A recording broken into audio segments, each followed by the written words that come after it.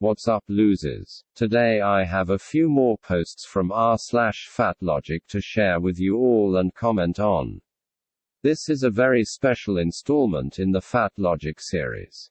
Because it's number 50. Is the video going to be any different to the usual ones? Or better in any way? No, but it's number 50, so it's special by default. I'd like to thank everyone who has come with me on this journey so far. Especially those of you who have subscribed, liked the videos, and left so many interesting comments. I wouldn't have made it this far without the support, so I really appreciate it. I don't want to waste too much time on the mushy stuff, because I know that isn't what anyone came for. So I'll get on with it now. This is episode 50 in the fatlogic series. Without further ado, let's get into it. It's simple. It's just calories in, calories out, red flags. I'm not surprised to see that fat acceptance devotees view calories in, calories out as a red flag, to be honest, because if you think about it from their perspective, acknowledging that weight loss is a relatively simple equation that ultimately comes down to personal choice, represents an existential threat to everything that they stand for. If they allow that kind of thinking in, the whole thing falls apart. The show comes to an end, and the big circus tent collapses into a pathetic heap. Setting that amusing image aside though, this post does serve as a sobering reminder of the obstacles we face in trying to talk sense to fat activists. Because in most cases, it's not a matter of them not having heard about ideas like calories in, calories out. Rather, they are all too familiar with these concepts. But they have had their minds poisoned against them. On a level playing field, where everyone came in without bias, it would no doubt be a relatively simple matter to explain to people how weight loss works and what it requires. But that's not the world we live in. And if we're going to try to get through to fat acceptance converts, we need to understand that we're fighting an uphill battle, that we're combating a narrative that they have already bought into and become emotionally invested in. And, most depressingly of all, that most of our efforts will prove futile no matter how well we present our case. Sighs. Sad, isn't it? Oh well, at least we get to have a few laughs along the way. Anyway, moving on.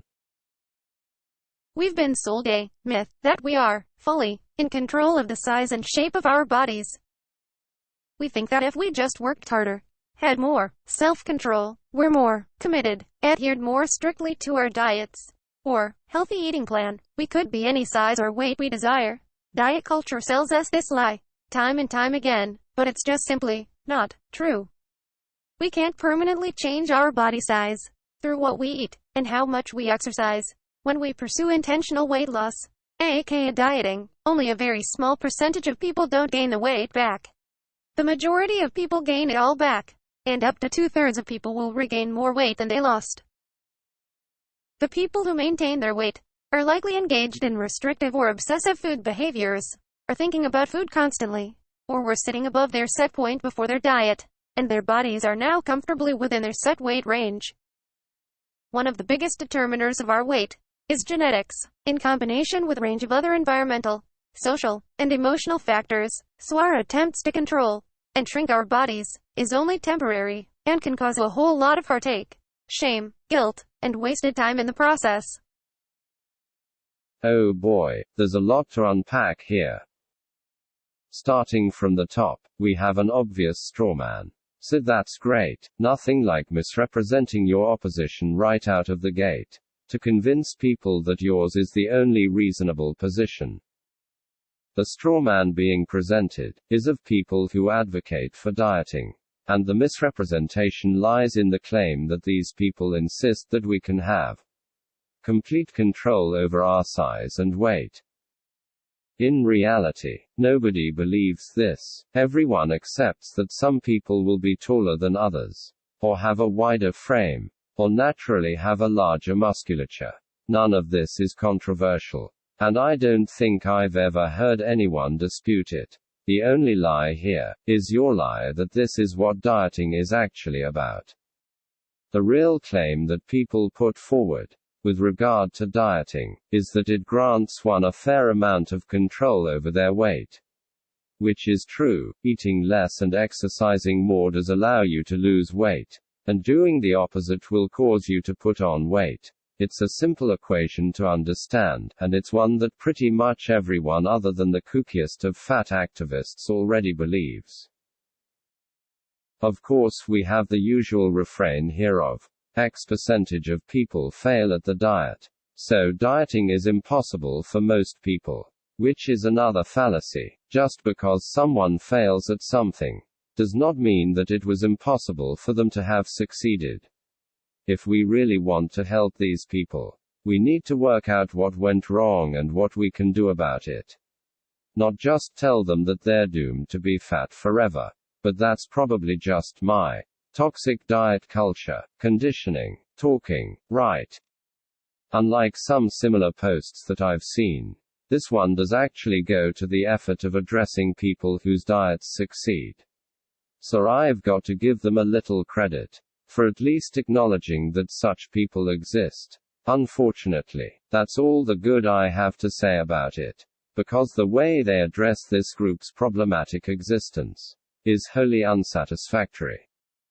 Instead of seeing that there is an exception to their theory, and critically examining what this might imply about the theory and its validity, this post just offers up a bunch of half-baked rationalizations, each one serving as an excuse for the insufficiency of the last. Like, okay, so maybe some people can lose weight and keep it off, but that's only because they're restricting dangerously, or because they're obsessive over food. What's that? They're not. Oh, well then they must just have been above their set point. And they were naturally thin all along. So I guess they didn't really lose weight. After all, what a joke SMH. They're so transparently just trying to defend their conclusion, rather than getting to the bottom of things, that I don't know how anyone can take something like this seriously. It's the absolute height of intellectual laziness. Size. I guess you can get people to believe just about anything, provided that you tell them what they want to hear. Okay, so this last one is an epic handshake meme. You know, the one where there are the muscly arms, with the hands clasped together, with each arm representing a different person or group or whatever, and the clasping of the hands representing their agreement or similarity in some regard. God, I feel so uncool explaining memes like this. But I want to make sure my audio-only homies don't get left out. But yeah, anyway, in this particular iteration of the meme, the point of agreement is on their each being tired of the word lifestyle, and the three groups represented by the arms are gay people, trans people, and, you guessed it, fat people. My response to the meme is as follows. I've got another word for it, but I don't think you're going to like it very much, haha. In all seriousness though, does anyone actually describe fatness as a lifestyle? I feel like that's giving it too much credit, lol. Like, just eating and sitting around a lot doesn't really constitute a lifestyle. It's more like the absence of a lifestyle. We could call fatness, or at least, obesity, a disease, as I'm somewhat inclined to, but I know that's not what you're going for. So I guess I'll flip the question back to the fat activists of the world. How exactly would you like fatness to be described? As a size? Maybe. That doesn't seem more flattering than lifestyle to me, but my preferences here aren't really what's important. So yeah, let me know. Oh yeah, and stop comparing yourselves to gay people and trans people. The last thing those groups need is for you to diminish them by association with you. Just talk about yourselves. That's what you're best at, after all. Well, that's all I've got for you today. I hope you enjoyed this very special, not so special, 50th installment in the FatLogic series. I thought I would give a little update on the status of the series and my channel here. For anyone still watching this far into the video, which is just to say that I'm intending to keep on going with this series.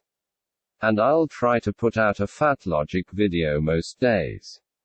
But now that I've made it to 50 installments, I am going to take my foot off the accelerator just a little bit. And I'm not going to force myself to make one every single day anymore. On the days that I don't upload a FatLogic video, I'll probably have a nice guys video, or an am I the asshole video, or something else, going up, so feel free to check those out if you're interested. If not, that's totally cool. I will keep producing the FatLogic ones. And I'll try to make them slightly longer to compensate for the off days. So hopefully that should work out okay for everybody. And allow me to retain some semblance of sanity, haha. So yeah, that's the update. But back to today's video. What do you think? Is believing in calories out, a red flag? Are people who lose weight successfully just returning to their set point? Is being fat a lifestyle? Let me know in the comments.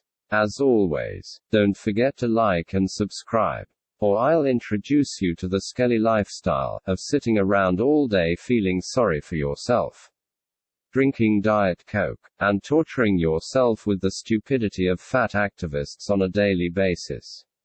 And you'll be unable to go back. Just kidding, haha. Anyway, catch you later.